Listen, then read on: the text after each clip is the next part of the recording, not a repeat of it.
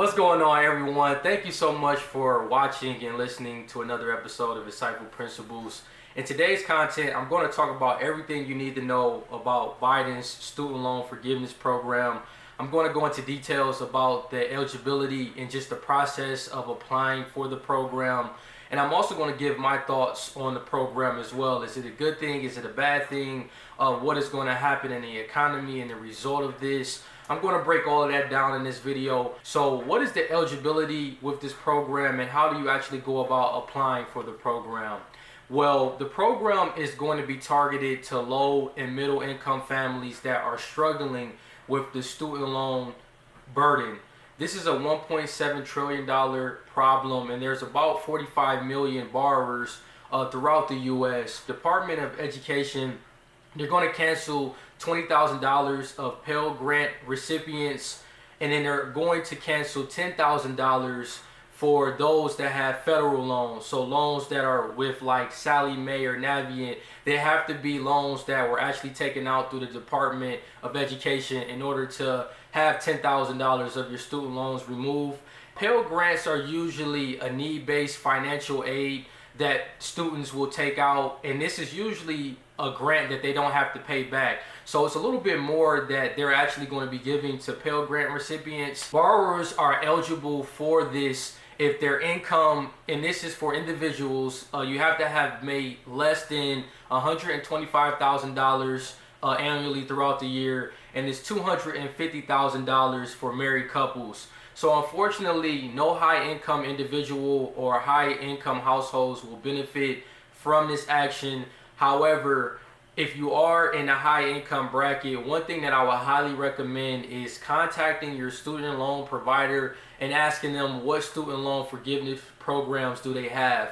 I know for myself included, I am under that bracket of the $125,000, but before they even came out with this announcement, I was just kind of contacting my provider. I have Navient, and when I reached out to them, they pretty much told me about a program where you pay on your loans for at least 10 years, and then all of it is going to be forgiven as long as you make on-time payments for 10 years. So I definitely think that just because you may be a high earner, don't be frustrated if this relief package doesn't apply to you. There's still other ways that you can find other forgiveness programs and can be able to get your loans forgiven. There also is going to be an extension on the repayment of federal loans through December 31st of 2022.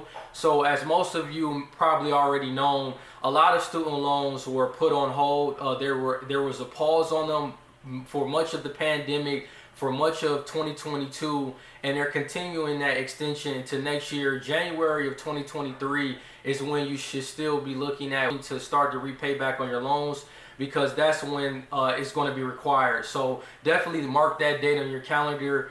January of next year is when it's going to be time for us to start paying back on our student loans. You can go to studentaid.gov/debt relief.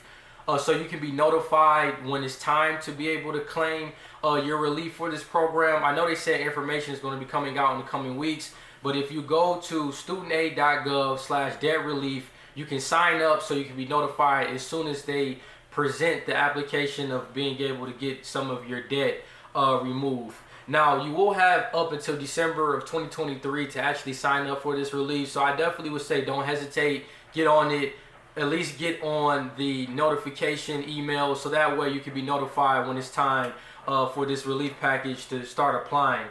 Now, the Department of Education, they're also planning to cut monthly payments in half for undergraduate loans. So they're proposing a new program that will allow borrowers to have a different income repayment program. So what that means is that monthly payments are going to be capped at 5% of discretionary income, which is almost half of the rate for existing plans right now. So they're definitely trying to make it more easier and more convenient for borrowers to be able to pay their student loans back and not have these astronomical repayment plans where you're having to pay back $300, $400 a month. They're trying to bring it down to make it more reasonable for a lot of borrowers out there. Now, Biden also plans to fix the broken system for the public service loan forgiveness program. He's trying to implement a rule that borrowers who have worked for a nonprofit,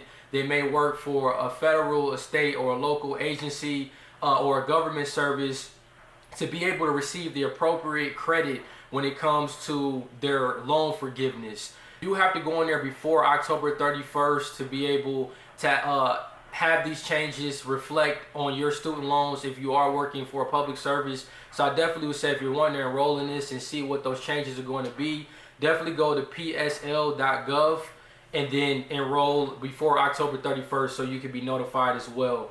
Now, they also are wanting to hold universities more accountable when it comes to these price hikes that we have seen with college tuition over the years. And Biden is wanting to increase the amount of Pell Grant recipients, so allowing a lot of low-income and middle-income families to be able to go to college at a reduced cost and allowing it to be a much more affordable. But I definitely think that it should also apply to those that may be in the middle income, a little bit higher than that, where they just weren't able to get many scholarships and they still are needing help with paying for college and not wanting to go in a lot of debt. I know for myself, I come from a middle income family. Yeah, my parents, they made pretty good money for the most part growing up. My mom was a teacher and my dad, he worked for state transportation department, and they made pretty good money. And I was able to go to college, but I did have to take out a lot of student loans, because just for the simple fact that my parents did as much as they could with Parent Plus loans, so they had to take out loans under my name. And I got some scholarships, which I'm tremendously grateful for, but it still wasn't enough when I look at the amount that I'm actually paying back now. So I definitely think there has to be some programs for those that their parents may make some good money, but still give the child an opportunity to have the opportunity to go to college at a reduced cost and have those scholarships and have those, whether it's fellowship programs that can allow them to not have to pay for school at all. So they're trying to make some changes and allow those lower income families to really be able to go to school at a reduced cost. And also the Department of Education, they plan to make sure colleges hold themselves to a standard when it comes to students receiving a return of their investment. So they definitely want to make sure that people are not only receiving education at a reasonable cost, but they're actually getting a return of that investment as they go for whatever degree that they're studying for, that they make sure that they're making a good enough income coming out of school to be able to pay down that debt if you do have to go through student loans. And just kind of my thoughts on this whole situation is, I definitely think that there is a lot of debt in the system, and this is going to be an ongoing issue. When you think about $1.7 trillion, that could honestly be one of the major things that keeps the United States debt levels at a high level. When you think about total debt to total GDP, this student loan problem is going to still be on that balance sheet. It's still going to be a prevalent issue. So I definitely think that I wish that there could have been more that could have been given to those instead of $10,000, because you think about the average person out there that's making $40,000, $50,000 a year and they have six figures in student loan debt. Wiping out $10,000 is not really going to thread the needle or push the needle. I think that maybe if they would have came out and said, okay, we're going to remove half, so maybe 50,000, that could have really helped a lot of people. But I definitely think that it's great that they're taking the initiative to at least cancel some of the debt. They could have just came out and said we're not going to do anything. So I definitely think you still have to be grateful, still approach it with some gratitude. But I definitely think that they could have did a little bit more. But at the end of the day, my whole mindset is that it has to come down to you, the person that's listening.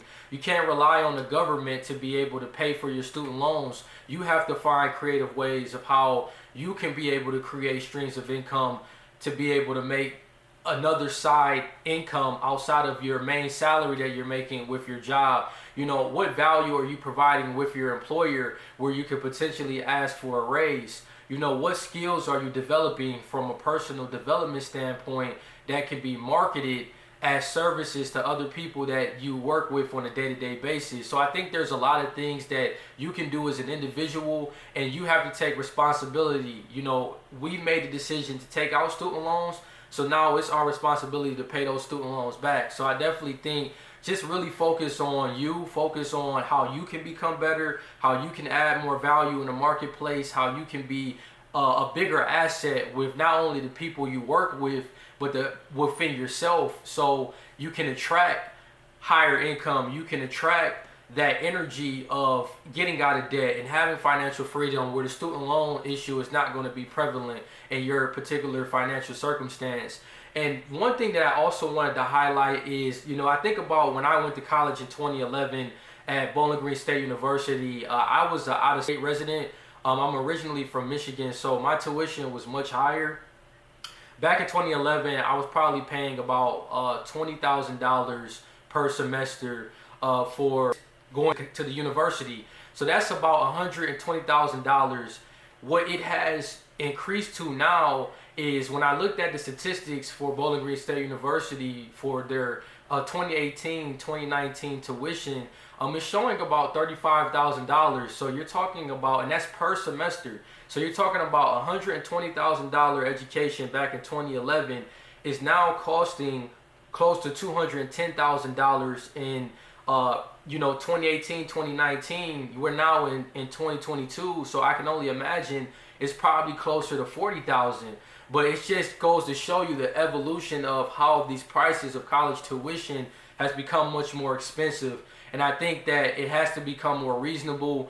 At the same time, I think that as a student, for all of my students out there that are currently in school or that are thinking about college, you have to make sure that you are going for a degree that is going to give you a substantial return of investment, where you're making more money than what you took out if you are having to take out student loans. So when I think about degrees, I think about getting degrees such as finance, accounting, engineering, being a lawyer, being a nurse, anything in science, technology. I look at those type of careers as great opportunities where you're going to make a lot of good money, and you're not going to have to worry about, oh, I'm in all of this student loan debt. But at the same time, I definitely think that there's a lot of ways that you can self-educate yourself where you don't have to go to college. And if you're wanting to learn simply about marketing or business, you can simply try to work for a startup or work for a company in the industry that you want to work in, and kind of just gain that experience to learn, even if it's at, maybe not the ideal job that you want, but you have to kind of build up to that, especially if you decide not to go back to school. But I think you definitely want to be smart about the debt that you're taking on. Don't go into a lot of student loan debt, because a lot of these degrees, they're just marketing opportunities for you to kind of come in and just spend your money. So I think as long as you have a plan and you know that this degree is something you're going to need to be able to have that knowledge and that skill set with those career fields that actually require that higher education, I think I would say go for it. But if it's something that is not along those lines, you want to really think about the amount of debt that you're taking out, so you can have that return of investment. So and then for those that are have private loans that also this program may not apply to you, you still can look at refinancing your loans at lower rates. I know SoFi is a great company. They're a financial lending company. You can look into them and see what their rates are. But definitely, if you do have private loans, don't feel like there's nothing you can do to take advantage to still reduce the amount of debt you have to pay down. I definitely think refinancing at lower rates are still pretty low right now. So I think that could be a great opportunity. But I thank you all so much for watching this video, and take care.